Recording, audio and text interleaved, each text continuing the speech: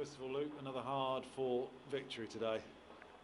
Yeah, in the conditions, I have to say, they were testing. I felt first half they were probably the better side. I felt that they dominated their midfield as they do. They flood it with a diamond and took me by surprise, I have to be honest. I thought they were going to be a different shape with regards to the three centre forwards playing on the park, and Reece Murphy's just dropped in on that advanced role in midfield, and we didn't get to grips with them. We've worked heavily on them being a diamond on Thursday and Friday, trying to get it out to release our outside centre halves and our wing backs. But I have to say, the conditions were testing, and for me, we were robust, we were organised, and we done the habits, and we were lucky enough to go and get the win.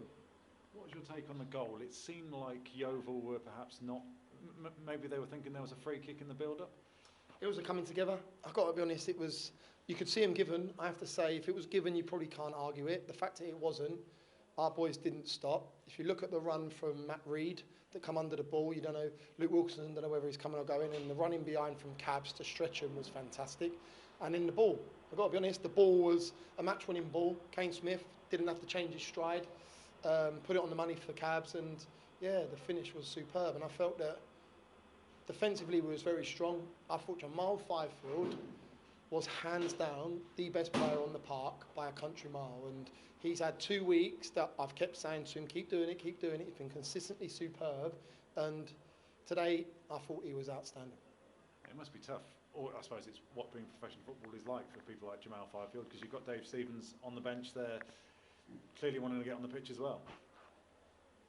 Grant Smith, Dave Stevens, Adam May, Matt Reed and Adi Youssef. It's outstanding.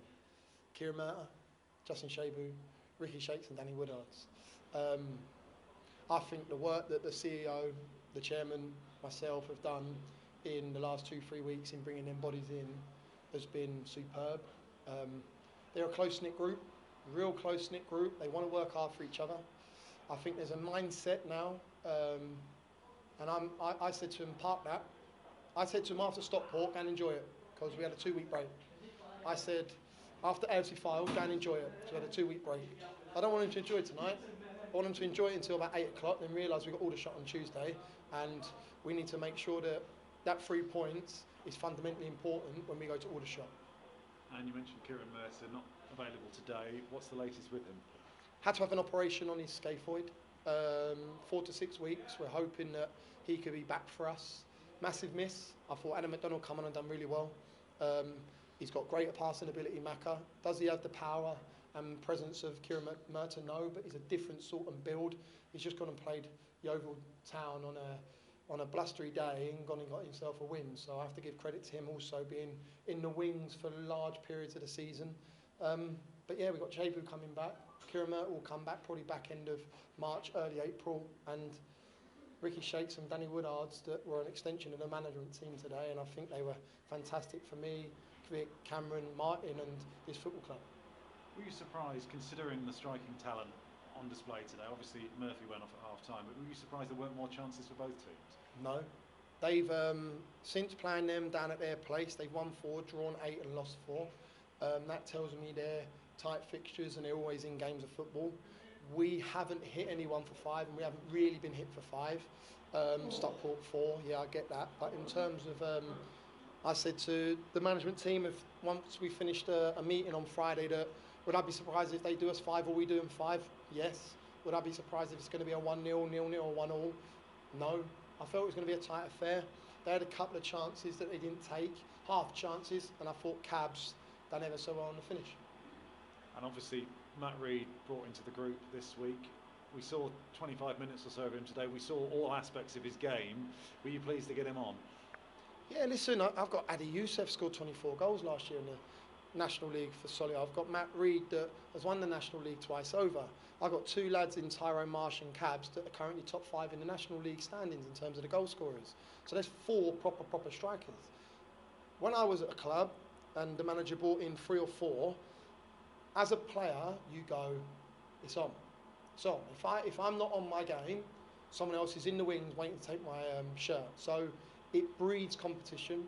You need that when you're challenging in terms of a playoff spot. We need to continue doing what we're doing. Mindset don't change, the habits don't change, winning mentality don't change. We have to ensure we play every game at our maximum, because you can't take your foot off the gas against any team in the National League. And looking at the results today, I mean, I know there's a long way to go, but it looks like all your rivals at the top of the table have lost and you're up to third. Yeah, Barrow are playing Sutton, I believe, in 5 minutes' time, so that'll be an interesting watch. No disrespect, I can't deal with Simon Weave and Harrogate. I can't deal with Pete Wild and Halifax. I can't deal with Neil Smith and Bromley. I can deal with Luke Garrard and Boreham Football Club. We have to control the controllable, and that's what I've been telling the group. We need to do our business, and if we do our business and continue the work we're doing, then I'm content. And just a word finally on Aldershot. Obviously, it was the game that was called off last week. Games are going to come thick and fast now, aren't they? Yeah, we go Aldershot, Hartlepool and Barnet in the next 10 days. 3 tough sides. Danny Searle's got a team there that on their day can cause teams problems.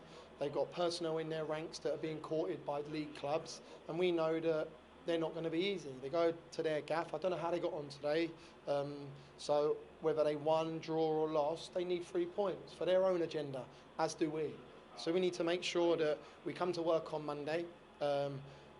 The result against Yeovil's done. I don't need to analyse Yeovil tonight. I would do if we lost 1-0. What did I get wrong? Why didn't I see that? But tonight I've got the luxury of enjoying my family, enjoying a nice beer, and I'll get back to work tomorrow against Aldershot.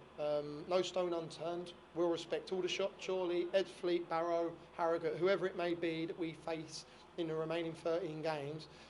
Not one will we come off the gas.